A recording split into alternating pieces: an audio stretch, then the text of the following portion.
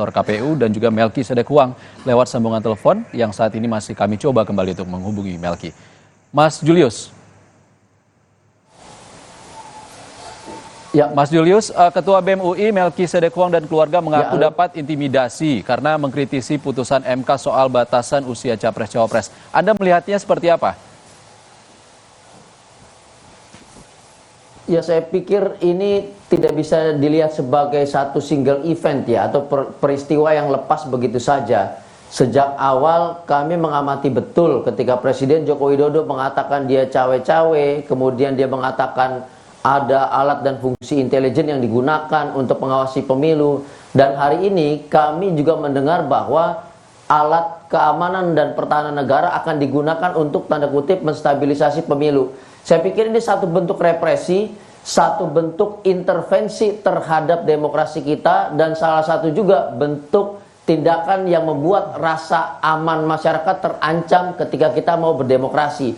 Jadi dampaknya bukan hanya secara pribadi bagi Melki, tapi juga bagi publik, bagi anak muda yang berusaha kritis, yang berusaha untuk memastikan pemilu ini tidak berjalan dengan cara-cara yang rekayasa, tetapi pemilu yang bebas dan terbuka dan harus memfasilitasi kritik dari masyarakat. Saya pikir bukan hanya Melki saja, ada juga beberapa peristiwa yang lain. Misalnya ketika teman-teman di Teater Rutan Kayu hari ini mendapatkan informasi bahwa video mereka yang mengkritisi putusan MK nomor 90 juga di take down oleh YouTube tanpa satu alasan yang jelas, dan ini sedang kami proses.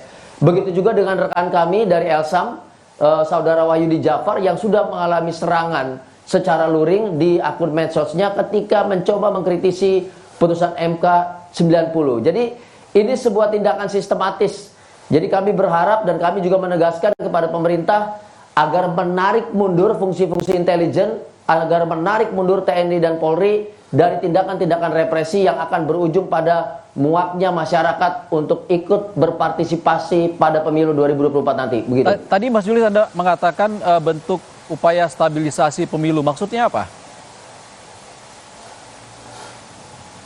Ya, kalau kita mau merujuk pada situasi di Orde Baru, ketika negara menggunakan satu konsep makstat atau negara dalam kondisi yang menegangkan, menciptakan situasi yang menakutkan, sehingga tidak terjadi sikap-sikap kritis, tidak ada ekspresi-ekspresi kritis dari masyarakat, dan hanya manut karena mereka dalam kondisi takut. Nah, kami menduga ketika Presiden Joko Widodo mengatakan menggunakan fungsi intelijen, akan mengerahkan alat-alat pertahanan dan keamanan, fungsinya adalah stabilisasi ya, sama seperti yang terjadi pada saat Orde Baru ketika itu. Makanya tidak heran anak muda yang kritis, mahasiswa yang kritis, seniman yang kritis, aktivis HAM yang kritis mengalami satu tindakan represi yang kurang lebih warnanya sama, begitu. Oke, Mas Julius, kita ke Melki dulu yang saat ini sudah berada di Pontianak, Kalimantan Barat, kampung halamannya.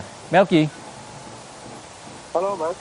Melki, Anda mengatakan dapat intimidasi, tak hanya Anda tapi juga keluarga. Bagaimana sebenarnya bentuk intimidasinya? Sebenarnya kalau bicara soal intimidasi, sejak awal dia diamanahkan jadi Ketua BEM UI di Januari 2023, saya dan teman-teman BEM UI itu sudah mendapati banyak hal yang bisa kita kategorikan sebagai ancaman, represi, dan intimidasi. Entah itu kemudian ancaman ketika berdemonstrasi secara fisik, di mana kita diancam untuk ditangkap, dipukulin, dibubarin, bahkan kita pernah ditelepon diminta untuk tidak aksi atau akan diancam disapu bersih gitu. Entah itu juga serangan-serangan digital gitu, komentar-komentar buzzer yang memenuhi akun pribadi ataupun akun media sosial resmi BEM UI gitu. Sampai hari ini Twitter BEM UI bahkan masih diretas gitu. Entah itu kemudian serangan-serangan lainnya gitu. Kalau kita lihat dibikin event-event, bisa diminta untuk dibatalin, di-cancel, atau terjadi apa-apa gitu ancamannya.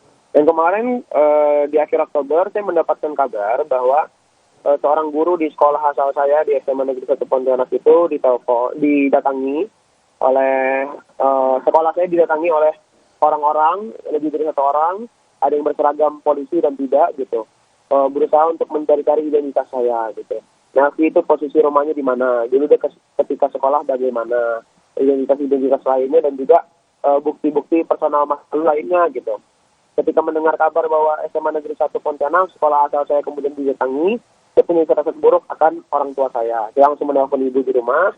Ibu pun kemudian mengatakan bahwa memang betul ada yang datang ke rumah berseragam tentara, mengaku dari Babinsa dan membawa satu orang lainnya yang menggunakan baju seperti warga sipil pada umumnya. Gitu. Oke, menanyakan soal identitas pribadi juga dan kehidupan pribadi ibu di rumah. Gitu. Besar kemungkinan bagi kami ada upaya-upaya untuk biar mengering penyebaran rasa takut. Begitu, Mas. Oke, Melki, tak hanya Melki dan juga teman-teman mahasiswa, tapi juga keluarga hingga guru Melki di sekolah. Saat ini Anda kembali ke Pontianak dengan niat untuk memastikan keluarga dalam kondisi aman atau seperti apa? Betul, salah satunya adalah itu saya berusaha untuk memastikan bahwa keluarga sedang dalam kondisi aman dan tidak terjadi apa-apa, Mas.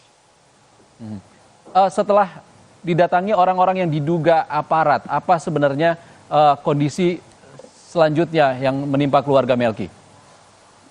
Saya bersyukur punya ibu yang sangat pemberani dan bermental kuat, Mas. Gitu. Oke. Ibu itu adalah orang yang jadi tumpuan keluarga kami selepas ayah meninggal 2019 lalu, dan mungkin itu membentuk kepribadian ibu yang tangguh gitu. Ibu mengatakan bahwa nggak apa-apa, lanjut aja Mel gitu. Itu nggak membuat takut sedikit pun, nggak jadi masalah, lanjutin aja apa yang kamu rasa benar gitu. Setelah balik ke Pontianak, saya jadi semakin yakin untuk tetap bersuara lebih kencang lagi, Mas. Oke, Mas Julius, sebenarnya apa yang harus dilakukan pemerintah melihat indikasi ini? Ya, sejak awal kami katakan pemilu ini acaranya rakyat. Pemilu ini kita dorong partisipasi anak muda menuju bonus demografi nanti 2045. Jadi jangan sampai kerahkan tentara, jangan sampai menciptakan rasa takut, jangan sampai melakukan tindakan-tindakan represi yang akan berujung publik akan muak dengan pemilu dan tidak akan mencoblos. Kami sudah katakan itu, kami pun kelompok masyarakat sipil ini sedang berusaha meyakinkan masyarakat, meyakinkan anak muda untuk berpolitik, untuk berpartisipasi. Jadi ciptakan suasana aman dan nyaman bagi anak-anak muda ini. Jangan direpresi, tarik mundur semua tentara, anggota TNI, ataupun fungsi-fungsi intelijen yang membuat masyarakat takut. Kalau masih ini berjalan, kami pikir kami akan mengambil langkah yang lebih tegas lagi. Kami akan cek secara administrasi, kami akan cek juga secara hak asasi manusia, baik melalui Ombudsman atau Komnas HAM, untuk memastikan baik itu KPU ataupun Presiden Joko Widodo tidak lagi menggunakan cara-cara dengan konsep stabilitas nasional seperti di Orde Baru nanti. Gitu, Oke, Mas Julius, tapi kan harus dipastikan dulu dugaan intimidasi ini dilakukan oleh orang-orang yang diduga aparat negara. Tapi jangan dijawab dulu, apakah perlu pemerintah menjawab secara transparan siapa mereka yang melakukan dugaan intimidasi? Kami akan kembali usai jeda.